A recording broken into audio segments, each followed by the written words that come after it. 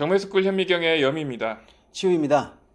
요새 내가 느끼는 건데 사람들이 농지, 또 대지, 네, 잡종지 네. 뭐 이렇게 해서 지목으로 금액을 설정하려고 하는 분들이 꽤 많이 있더라고. 내가 단도직입적으로 한번 물어볼게. 네. 전이 좋아, 대지가 좋아? 돼지가 좋죠. 그런데 이게 일률적이지 않아. 아, 그렇긴 하죠. 때에 따라서는 대지가 농지만 또 못한 경우가 굉장히 많아. 내가 그런 예를 하나 가지고 왔으니까 이걸 한번 보자고. 네네, 한번 어떤 건지 한번 보여주세요. 경기도 물건이고 소재지는 경기도 화성시 마도면 백곡리에 있는 물건이야. 이 핫한 화성.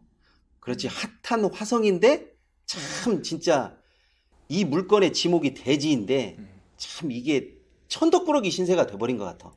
그래요?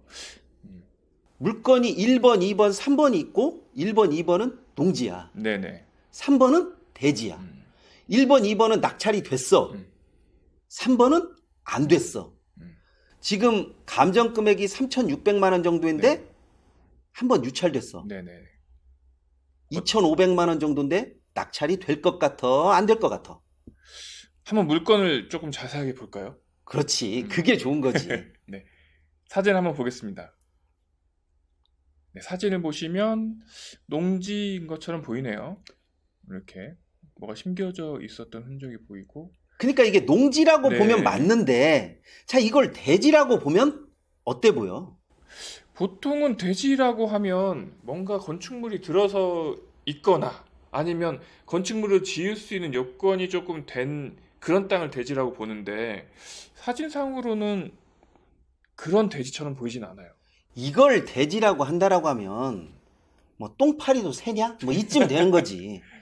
왜냐하면 이게 대지이긴 하나 그 밑에 있는 농지보다도 못한 취급을 받을 수밖에 없어. 구조상 그래. 한번 지도를 봐봐봐. 지적도를 한번 볼게요. 이게 지금 길 현황도로가 있고요. 그리고 이게 1번 물건, 2번 물건, 3번 물건이 있는데, 지금 이 3번 물건이 지금 우리가 지금 얘기하고 있는 그 대지지. 토지잖아요. 네, 대지잖아요.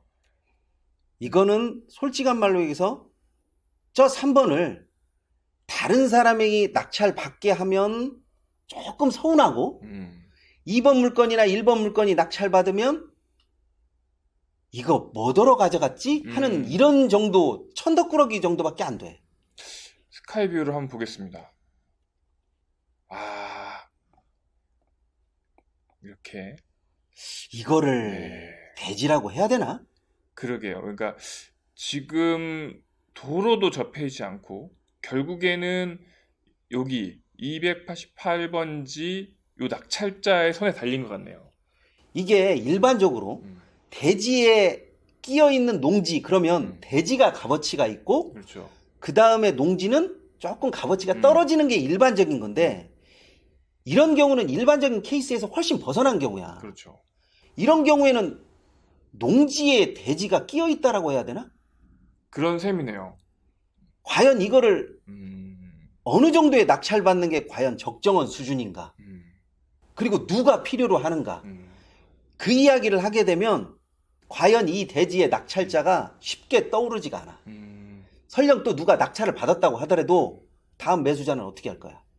그렇죠. 평생 가져갈 거야? 뭐 여기를 묘지로 쓸 거야? 뭐 할 거야? 이게 참 애매모호해. 그러네요. 그래서 나는 이번에도 아마 쉽게 낙찰이 이루어지지 않을 것 같아. 저도 그럴 것 같아요. 만약에 288번지의 낙찰자라고 하더라도 비싸게 살 이유가 전혀 없어. 전혀 없죠. 왜냐면 안 가져도 그만인 그런 토지니까.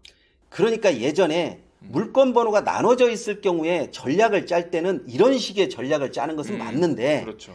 1번도 필요하고 2번도 필요한 그런 상황에서 전략을 짜게 되면 쉽게 말해서 저 죽을 짓을 하는 거지. 그렇죠.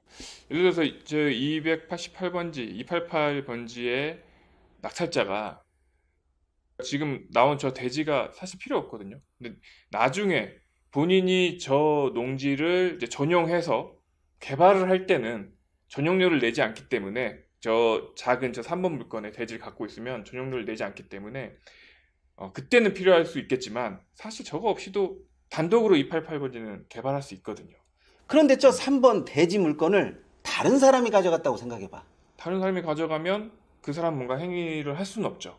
그렇지. 만약에 어떤 행위를 하려고 하면 저 288 번지에 토지 사용 승낙서를 받아야 되니까 이게 꽤나 복잡해지거든. 그렇죠. 근데 288 번지 낙찰자는 과연 다른 사람이 저 토지를 살까?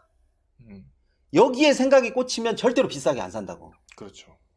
참 애매모호한 상태의 대지인 것 같아.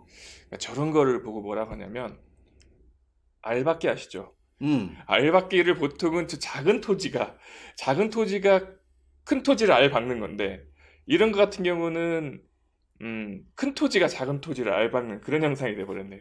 이 상황에서 저거를 다른 사람이 가져간다? 그것도 잘못하면 개미지옥이 돼. 그렇죠. 한번 들어가면 아마 못 빠져나오는 그런 형국이 될 것 같아. 차라리 저게 지금 3번 물건이 농지였으면 나중에 그건 또 모르겠다. 나중에 농지연금으로라도 던지지. 근데 지금은 대지니까 또 농지연금용도 안 되고 또 건축도 못 하고 뭐 이런저런 상황이 돼버렸네요. 그렇다고 대지를 전으로 바꾼다?